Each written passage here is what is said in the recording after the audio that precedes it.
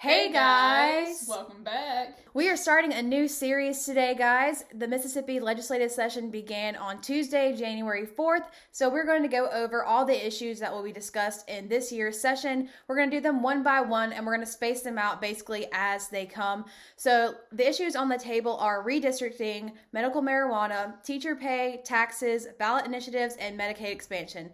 So today we're going to be talking about redistricting because they just actually passed some legislation going along with redistricting. So we're going to do the most recent ones as they just come up. So according to Ballotpedia, redistricting, if you didn't know, is the process by which new congressional and state legislative state boundaries are drawn.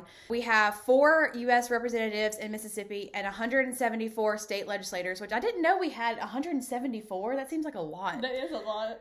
And they each represent a district. The senators are not elected by districts, so they're not really affected by this. And district lines are redrawn every 10 years because of the census. The U.S. government stipulates that federal districts must have nearly equal populations and must not discriminate on the basis of race or ethnicity. Like I said, we have 4 seats in the House of Reps, and so we have the state divided into 4 districts.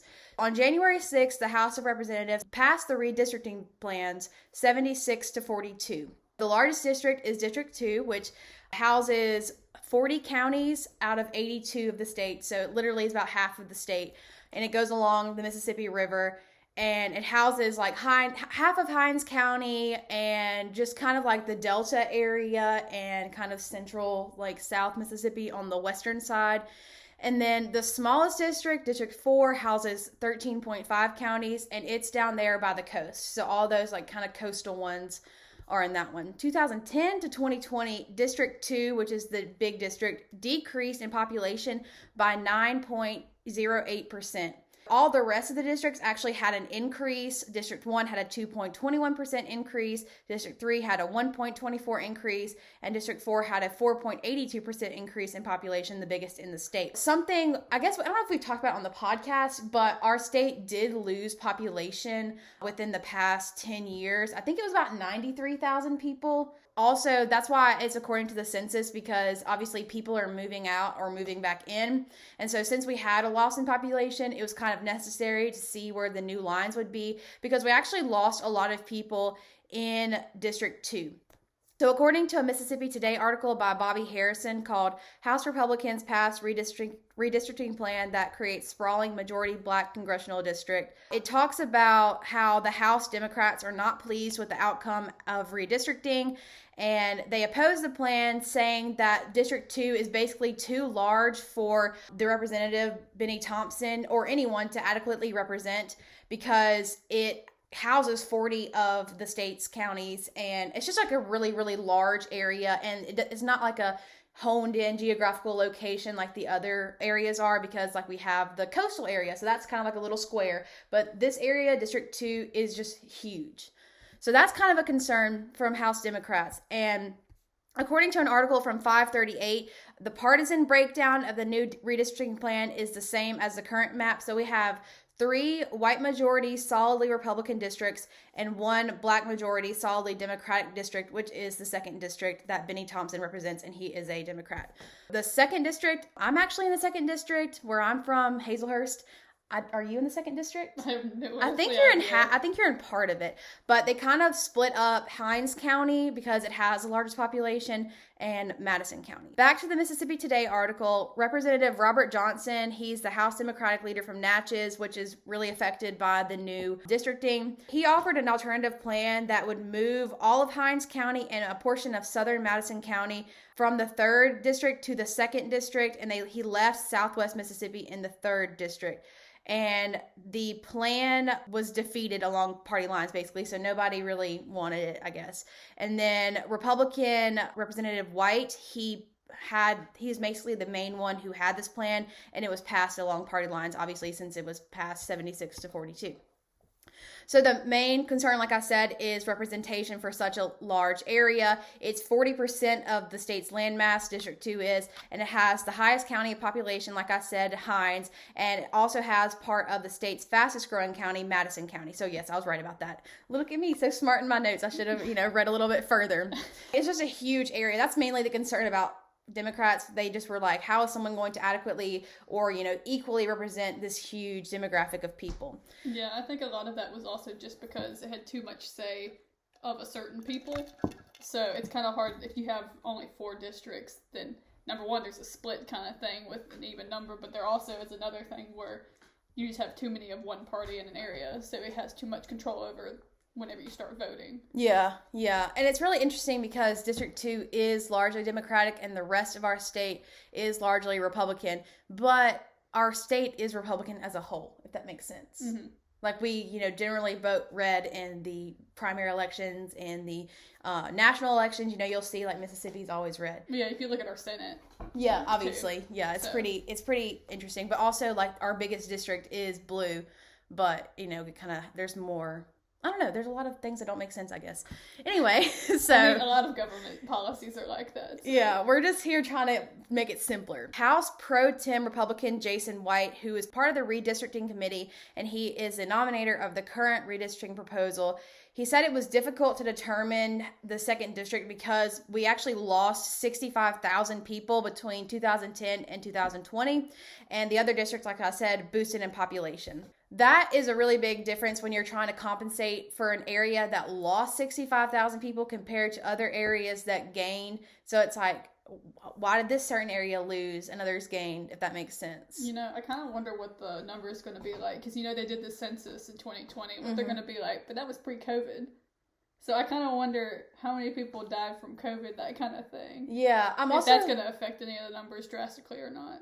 Oh, that's a really interesting take because I always think about people who move away, but also people die. Mm-hmm. That's what I'm wondering. So obviously, most of the people before then probably just moved away. Mm-hmm. There was probably some people that died within there, obviously, because that makes sense. Yeah. But for this, I kind of wonder what the number is going to be like for the next census when you kind of look into all of that. Yeah, in 2030. Man, I hope it's a whole different ballgame in 2030. Like, if we're still talking about COVID... God rest our souls. I just don't know. Representative White, he said that splitting up Hinds County, which is the most populous county, is good that 2 different congressmen represent Jackson and Hinds County. There's more clout with 2 different congressmen. Look at him using the word clout. More clout? When I read that, I was like, sir, have you been on TikTok? I wondered how old this man is. I don't know. Like, did he have some, PR person be like, use clout? Try to get it. Up it with the youngins. Exactly. I don't know. That was hilarious, but that's what he said. Another Mississippi Today article by Bobby Harrison. Shout out to you doing the work, Bobby Harrison. Exactly. It's called Lawmakers Face Redistricting Reality. Mississippi's non-white population is growing. It called out the need for redistricting in the 2022 session to prevent gerrymandering, which is the drawing of district lines to satisfy a certain political party, constituent, or individual over another. The 2020 census showed that Mississippi's white and African American populations are decreasing. However, the non-white population is growing. So like Hispanics, Latinas, the Asian community, stuff like that, their populations are growing. And it showed that more Mississippians are moving out of rural areas and into more urban and suburban areas. Which that makes sense to me because I don't like living in like a less populous area, and I can see why other people would find moving to Madison or moving to Hinds County to be better than living in like Weston or Prentice or Mendenhall, just because of resources and honestly hospitals too, especially since COVID. Like you kind of want to be close to a hospital and things like that. So I thought that was interesting because we do have a kind of rural state. I would say a lot of people like living in, the country areas, but we are seeing an increase into the urban and suburban areas. Also, you'll be happy to know I looked up the representative, and he is 49, so he probably had a kid tell him that. Yeah. One of his children or something. I wonder if he did. So thank you for that. That was an important information, Yeah. So back to the population. The black population decreased by 13,940 people, and the white population decreased by 95,791 people from 2010 to 2020. 95,791 white people. That's too many white people, number one, but... They left, or they died. Where did everybody go? I don't know. I'm wondering...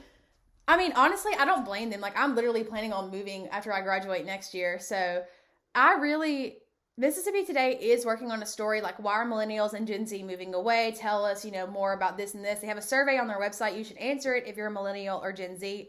Please interview me, Mississippi Today. I want to be interviewed so badly. Oh, I saw that too. They've been doing a couple of stories on that. There was one about that. It was a person I went to school with at Millsaps, Candace McKenzie.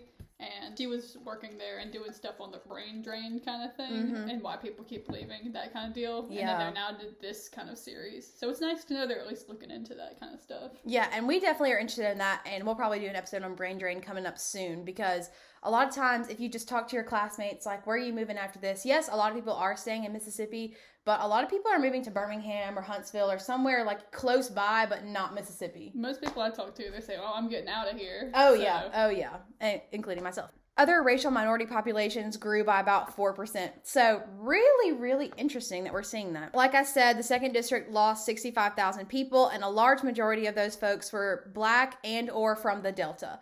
So the Delta is one of our more rural areas. A lot of people moved from rural areas to urban or suburban areas. So I wonder if those people left Mississippi or passed away, or if they actually just relocated to a different part of Mississippi. That would be interesting to know as well. Representative Ed Blackman, he is a member of the House of Reps since 1980, and he is strongly against packing people of color into the same district. He and other House Democrats say that Black Mississippians and people of color should be spread into all districts to boost diversity and representation among the state's leaders. So that's another reason why there's kind of conflicts with redistricting this time, why the Democrats had their plan and the Republicans had their plan, because it's more influential if you spread out people, like they said. I mean, but isn't this based on geography? So how can you spread people out? Exactly. That's another thing. Like, you can't just force someone like, hey, you're Black, why don't you just go move somewhere else so we have better, like, diversity? Yeah, or if I don't know how you would redistrict that type of thing, because it doesn't work the same way. People just live where people live. So I guess you can't really, I don't really know exactly how you could do that, but I guess you could just, I don't know. There's not a really... That's why they've been having so much deliberation about all this. It's not just one answer, kind of. Yeah. And obviously we're not going to come up with a solution over here. Yeah, 220-somethings, we're just like, yeah. It'd be nice if they'd fix it. I do think they should probably break up that largest district into at least 2. I think so as well, because it just covers so much landmass. It would be different if the counties were like kind of compacted into a smaller area, like toward the East Coast. Like, all those counties are so small, they're all packed together. But these counties are kind of larger, and they literally just spread all down the Mississippi River line. Yeah, honestly, I don't think it really needs to be fixed that much besides that one section. Yeah, but the rest seem pretty okay. But I know that when it comes to splitting that thing, it's going to look real janked, and everybody's going to be arguing on who gets what part because of how people are situated within that geography. Oh, that is so true. So we'll see, I guess, how that plays out, but we'll give you a story update when that comes. So. Yeah, so that's what they decided. They did pass that legislation, so the districts are redistrict, I guess. Yeah. There you go. All right, and now moving into story updates. We predicted this, but MSU has a mask mandate, which includes wearing a mask in all buildings and classrooms. They sent out an email the other day, and it said the policy will be reconsidered on February 1st once they receive more data from the Mississippi State Department of Health. Yeah, so this is basically how it was at the start of the, past school year. Yeah. You just wear it everywhere. Classrooms, buildings, everything. Nothing really changes. Nothing really changes. It's just, that's what it is now. Yeah, that's exactly what I predicted. I saw Alcorn University has a mask mandate where they have to wear it inside and outside. See, I think that's a little excessive. I mean, I guess if you were moving in tight-knit, groups outside, but you're less likely to catch it from, that. And it's kind of hard to enforce anyway. That's what I was thinking. I used to wear a mask outside in early COVID. I don't anymore, but... I mainly wore it because I was cold. Yeah. See, I'll be wearing it outside now because it's cold, so, yeah, I don't think that should ever be a thing. I just think it's kind of... I don't think it would try to enforce that. Yeah. So... I don't think they would be able to, but I just don't think people would listen, A, and I don't think, B, people would care. I don't think so either. Honestly, it just doesn't make much sense. Yeah. All right, that's all of our story updates for this week. Next up, we have Emma's Opinion Corner. Yay! Yay! I love that we still say yay. Like 9 episodes in, we still got this. Yes.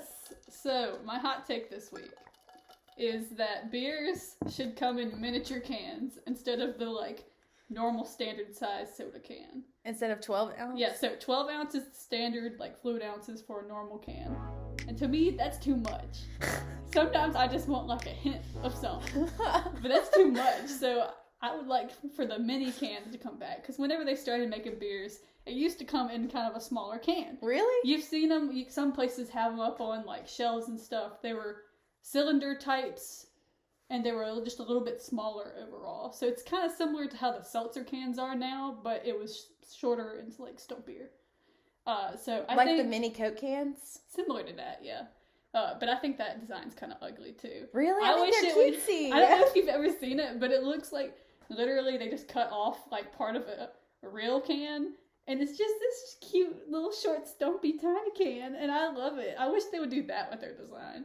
I just think that looks more aesthetic if you're doing it for beer, because it gives it more of a, like, marketable type thing, instead of confusing the, like, type with seltzers. So, I think that would make it unique. It also makes it more enjoyable, because sometimes you just want a hit of something, and it's not as much calories, and you don't feel as bad if you don't finish it, you know? And also it stays colder longer, because you can finish it quicker. Okay, So, okay. We yeah. have PR person Emma. She is rebranding the I'm beer telling industry. you guys, if you want some, like, input, hit me up. Hit me up. I would love that. And I have a link that I'm going to link below that this other person also talked about why some breweries are turning into small type things. So you just, like, want a little sip? Yes. It's not like a shot of anything, but you still get, like, a decent amount. But I think that would be good for if you wanted to, like, try something different, but you didn't want to commit to, like, a whole drink. So, and if you like it, you can buy the normal one too. I'm telling you. Do it. So do you think they should have the mini and then the 12 ounce and then, like, they have the big ones too? Yeah, usually that's just the kind of main name brands like Budweiser, Bud Light, that type of thing. I mean, I guess you could make the bigger ones, but I honestly just say get another beer at that point. Because, like, as I said, it's going to stay colder longer if you could just keep the other stuff in the fridge. They only do the big ones because it makes you feel like you're just more hefty. Like, I'm drinking a real beer. Yeah, look at me with my big old can. I'm so manly. Oh my god. Yeah, no. So, I don't think the big cans are really the answer, but mini cans, yes. She just wants a sip. Yes, I want a sip. So that's my hot take for the week. I don't know if you have any thoughts about that, Heather. I have literally never thought about that ever. So I just thought about that. I was talking. This is because I was in New Orleans with my mom, and I was drinking. There was only a big one at the grocery store we went to, and I was like, "Dang, this is a lot of beer. I don't want all of this." I think it would be good also for, like, older people. Like, my Nana likes to have a beer every once in a while, but she doesn't often like to drink the whole thing. Like, it's a little mini one. Exactly. I'm telling you. Anyway, that's my hot take. So, next up is my film review. So, this week, I watched Encanto on Disney Plus 2021. Cannot forget that. Whenever I say that, but you're supposed to put the year with the movie. This was directed by Byron Howard and Jared Bush. Byron. So, Byron. Talk about Byron. Yeah, Byron Howard. He directed Zootopia, Bolt, and Tangled. Oh, I love Bolt too. He also assisted creatively with a number of other animated films. He was kind of in the animation process for that. The other director, I'm just thinking of Byron. Byron. This is Jared Bush. He was a writer for Zootopia, so he also worked with Howard then. And Moana. He also assisted creatively with Big Hero 6, Frozen 2, Ralph Breaks the Internet, and Raya and the Last Dragon. Haven't seen any of those besides Moana. I've seen Big Hero 6. Frozen 2 was terrible. It was not good. Ralph Breaks the Internet was pretty decent, and I haven't seen the Raya one yet. I didn't think Frozen really needed a sequel. It didn't, honestly. But they did it. Of course they did. Money. So, it stars Stephanie Beatrix, who is known for her work in Brooklyn Nine-Nine as Rosa.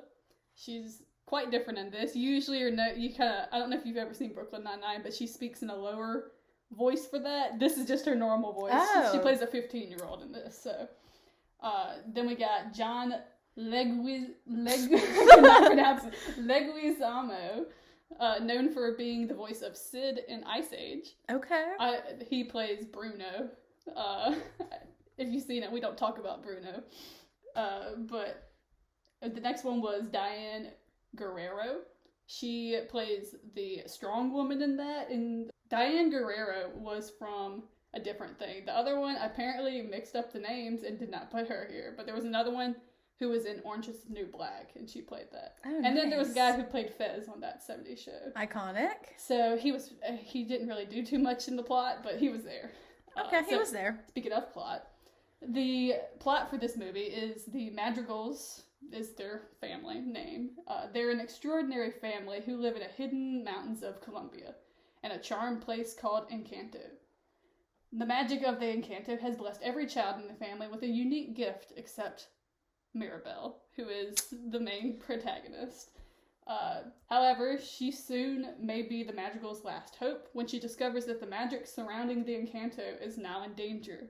So it just kind of follows all of that and kind of how they associate themselves with their gifts and kind of grow to become wholesome without them and change stuff with their gifts. Director Jared Bush, they did an interview with him and he says, "I think more than anything, this is a story about family.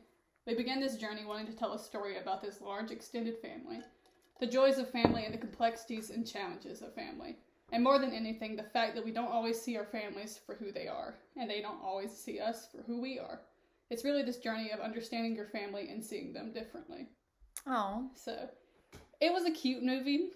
I enjoyed it for the entertainment factor. I wouldn't say it's like gonna change anything, and I probably won't ever watch it again. There are some movies where you watch and you're like, yes, this is good. I want to watch this again. Mm-hmm. Like for me, some Disney movies like The Princess and the Frog. I could watch that one 1,000,000 times and not get tired of it. It's just a good film. This one, it was fine. But it's just, I don't know how it won a Golden Globe. I don't know if y'all watched the Golden, they didn't even have a ceremony this year. If you saw the list. But Encanto won the animated picture for that. But honestly, I don't see why. Good for representation, I guess. And talking just kind of about family life within kind of those type of families. But other than that, meh. What was it up against, do you know? I don't even remember. There was a bunch. There was one, I know Flea has been up against a bunch of different things. But I don't. Flea? Yeah, it was I can't remember even what it's about. But it looked cute too. It was not for children, I don't think. I think that one was actually pretty serious, but it looked interesting. But I can't remember what else it was against because I just read through it last night and then went to sleep, just because I was curious. Okay. It was cute, but nothing special in my opinion. The animation is great. They do a good job on that. I will commend them on that. Animation has really grown a lot over the years, especially in Disney. I don't understand. This makes me sound so dumb, but I don't understand how they do it. I just really don't. I don't either. I know. Never mind. I know it's rendering and models and stuff and different things like that. Because in the past, they used to reuse their animation and then change it. But now everything's so complex. It's just, I have no earthly idea how any of it works. But I think it's really cool.